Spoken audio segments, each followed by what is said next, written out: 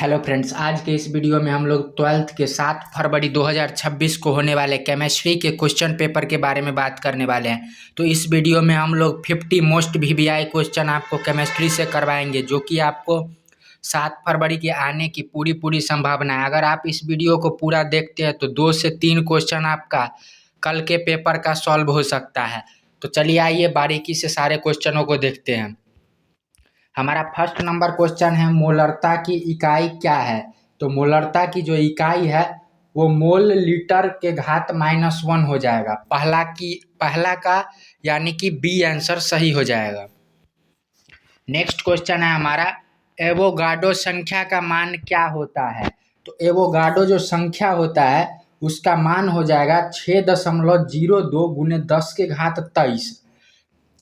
दूसरा का ए number option सही हो जाएगा। इस वीडियो में हम लोग 50 मोस्ट वीवीआई क्वेश्चन बहुत ही कम समय में यानी कि 10 मिनट में आपको 50 क्वेश्चन करवा देंगे। तो वीडियो बिल्कुल भी लंबा नहीं होने वाला है, बहुत ही सटीक तरीके से और क्लियर आपको बिना किसी गलती का 50 क्वेश्चन करवाएंगे। नेक्स्ट क्वेश्चन है हमारा, 25 डिग्री सेल्सियस पर शुद्ध जल का पीएच मान होता है।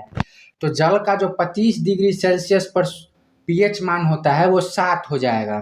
तीसरा का बी नंबर ऑप्शन सही हो जाएगा। नेक्स्ट क्वेश्चन है हमारा, बर्फ विलयन किसका विरोध करता है? तो बर्फ का जो विलयन होता है वो पीएच के जो परिवर्तन का जो है वो विरोध करता है। नेक्स्ट क्वेश्चन है हमारा, निम्न में से कौन सा गहन गुण है? तो जो घनत्व है वो एक प्रकार का गहन गुण हो जाएगा। नेक्स्ट क्वेश्चन है हमारा, प्रथम कोटि अभिक्रिया का अर्ध आयु काल निर्भर करता है। तो जो प्रथम कोटि अभिक्रिया होता है उसका अर्ध आयु काल जो है वो दर स्थिरांक पर निर्भर करता है। नेक्स्ट क्वेश्चन है हमारा, कमजोर विद्युत अपघटय पर कौन सा नियम लागू होता है? तो जो ऑस्टर्डे का तनुता का जो नियम है वो कमजोर विद्युत अपघटय पर लागू होता है। नेक्स्ट क्वेश्चन है हमारा, बिलियन का क्वथनांक बढ़ने का क्या कारण है? तो बिलियन के कणों की जो संख्या है वो क्वथनांक बढ़ने का मुख्य कारण हो जाएगा। नेक्स्ट क्वेश्चन है हमारा, प्रथम कोटि अभिक्रिया के लिए दर स्थिरांक की इकाई क्या होती है? तो जो s के घात -1 है वो प्रथम कोटि अभिक्रिया का दर स्थिरांक का इकाई हो जाएगा। नेक्स्ट क्वेश्चन है हमारा, KSP का संबंध है। तो जो KSP का जो संबंध है वो विलेयता से है। 10 का सी नंबर ऑप्शन सही हो जाएगा। सारा का सारा हम लोग एकदम मोस्ट वीवीआई क्वेश्चन रखे हैं ताकि अब टाइम बचा नहीं है, अंतिम समय है आपका, किसी भी प्रकार का गलती ना हो। जिंक और HCl की अभिक्रिया से कौन सी गैस निकलती है? यानी Zn और HCl की अभिक्रिया जब होगा तो उससे H2 गैस बाहर निकलेगा। 11 का सी नंबर ऑप्शन सही हो जाएगा। नेक्स्ट क्वेश्चन है हमारा, कार्बन की परमाणु संख्या होता है। तो चूंकि कार्बन का जो सामान्य होता है C, तो C जो है वो 6 हो जाएगा, यानी कि कार्बन का जो परमाणु संख्या है वो 6 हो जाएगा। आपको 50 तक कम से कम परमाणु संख्या याद होना चाहिए, क्योंकि परमाणु संख्या से याद रहेगा तभी आपका किसी भी प्रकार का ये जो परमाणु भार इस निकालने वाला जितना भी क्वेश्चन होता है वो सब बन सकता है। नेक्स्ट क्वेश्चन है हमारा, सर्वाधिक विद्युत ऋणात्मक तत्व कौन सा है? तो जो फ्लोरीन है वो सर्वाधिक विद्युत ऋणात्मक तत्व है। नेक्स्ट क्वेश्चन है हमारा, सहसंयोजक बंध बनता है। तो इलेक्ट्रॉन जो साझा किया जाता है उसी से सहसंयोजक बंध बनता है। नेक्स्ट क्वेश्चन हमारा, निम्न में से कौन एक अक्रिय गैस है? तो जो ऑर्गन है वो एक प्रकार का अक्रिय गैस है। नेक्स्ट क्वेश्चन हमारा, क्षार धातुएं किस समूह में होती है?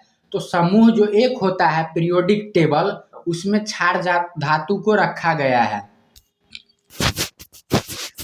नेक्स्ट क्वेश्चन है हमारा 17 नंबर, K2Cr2O7 में क्रोमियम की ऑक्सीकरण अवस्था कितनी होगी?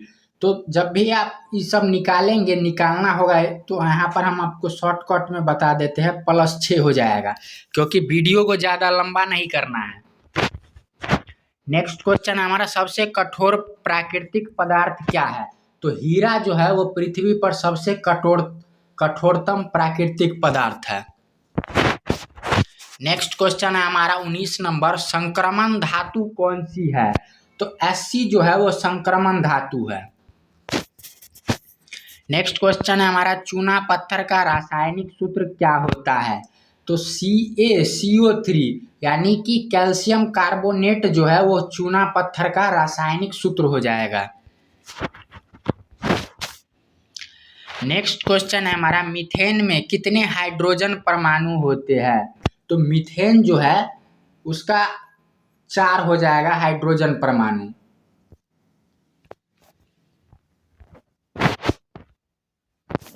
अल्कोहल का क्रियात्मक समूह क्या है? तो माइनस यानी कि सिंगल बॉन्ड OH जो है वो अल्कोहल का क्रियात्मक समूह है। बेंजीन है, तो बेंजीन जो है एक प्रकार का असंतृप्त। एथीन का सामान्य सूत्र क्या होगा? तो एथीन का जो सामान्य सूत्र है वो C2H4 हो जाएगा। टॉलरेंस अभिकर्मक किसकी पहचान करता है? तो जो टॉलरेंस अभिकर्मक है वो एल्डिहाइड का पहचान करता है। आइसोमर होते हैं जिनका, तो जो सूत्र जिनका समान होता है वो आइसोमर माने जाते हैं। एल्केन का सामान्य सूत्र क्या होगा? तो CnH2n+2 जो है वो एल्केन का सामान्य सूत्र है। फिनॉल का उपयोग किया जाता है, तो फिनॉल का उपयोग आपको पता होगा कि घर के साफ सफाई में किया जाता है, ताकि वो जो बैक्टीरिया होता है यानी कि जो कीटाणु होता है उसका नाश कर सके। तो फिनॉल का जो उपयोग है वो कीटाणुनाशक के रूप में किया जाता है। नेक्स्ट क्वेश्चन हमारा, एथेनॉल का सामान्य नाम क्या है? तो एथेनॉल जो है वो एथाइल अल्कोहल भी कहा जाता है इसको।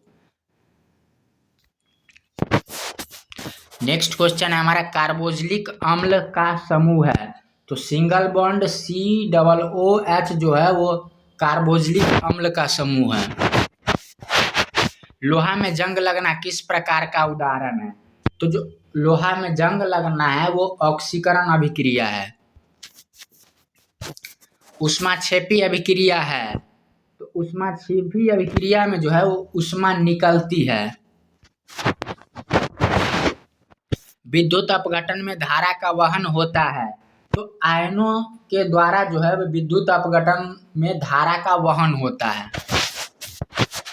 इलेक्ट्रोकेमिकल सेल में एनोड होता है, तो इलेक्ट्रोकेमिकल सेल में जो है एनोड जो है ऋणात्मक होता है।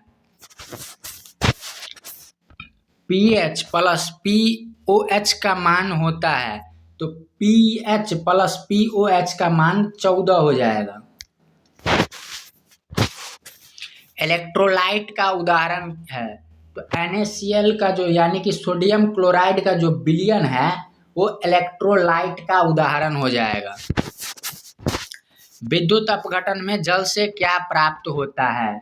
तो विद्युत अपघटन अभिक्रिया में हाइड्रोजन और ऑक्सीजन जल से प्राप्त होता है।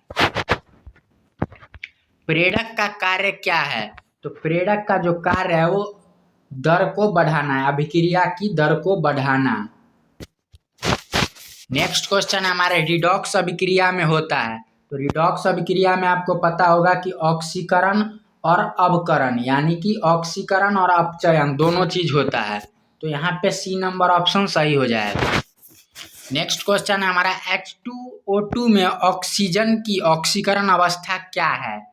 तो -1 जो है वो H2 और O2 में ऑक्सीजन की ऑक्सीकरण अवस्था है। मोलेलिटी की इकाई क्या है? तो मोलेलिटी की जो इकाई है मोल kg के घात -1 हो जाएगा।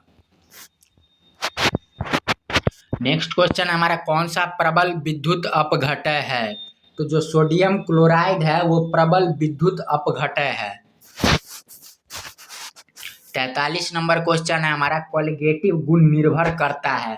तो विलय कणों की संख्या पर जो है वो कोलिगेटिव गुण निर्भर करता है। 44 नंबर क्वेश्चन हमारा, किस विलयन का क्वथनांक अधिक होगा? तो 1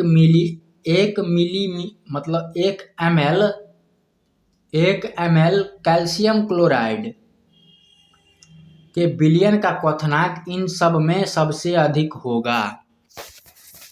नेक्स्ट क्वेश्चन हमारा, रासायनिक समीकरण को संतुलित किया जाता है। द्रव्यमान संरक्षण के नियम पर जो है रासायनिक समीकरण को संतुलित किया जाता है, यानी कि अभिक्रिया में जितने भाग ले रहे हैं द्रव्यमान, उतना ही अभिक्रिया के बाद भी जो प्रतिफल प्राप्त होगा उसको एक समान होना चाहिए। तो ये द्रव्यमान संरक्षण के नियम पे रासायनिक समीकरण को संतुलित किया जाता है। सिल्वर नाइट्रेट और सोडियम क्लोराइड की अभिक्रिया से क्या बनता है? तो AgCl बनता है। बर्फ विलयन का उदाहरण है। तो बर्फ विलयन का जो उदाहरण है CH3COOH प्लस CH3COO हो जाएगा। किस अभिक्रिया में ऊष्मा अवशोषित होती है? तो एंडोथर्मिक जो अभिक्रिया होती है वो उसमें ऊष्मा का अवशोषण होता है। नेक्स्ट क्वेश्चन है हमारा, इलेक्ट्रोकेमिकल श्रेणी से क्या ज्ञात होता है?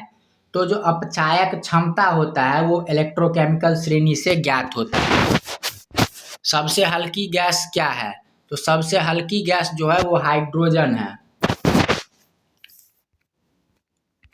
ये था हमारा 50 मोस्ट VBI केमिस्ट्री का ऑब्जेक्टिव क्वेश्चन, जो कि आपको 7 फरवरी को देखने के इनमें से 3 से 4 क्वेश्चन मिलेगा। तो वीडियो अगर अच्छा लगा हो तो वीडियो को कीजिए लाइक, चैनल पे नए हैं चैनल को कीजिए सब्सक्राइब, और इस यूजफुल वीडियो को अपने दोस्तों के पास भी शेयर कर दे जो इस बार बोर्ड एग्जाम देने वाले हैं। मिलते हैं फिर से एक नए वीडियो में नए केमिस्ट्री के क्वेश्चन के साथ, तब तक के लिए गुड बाय।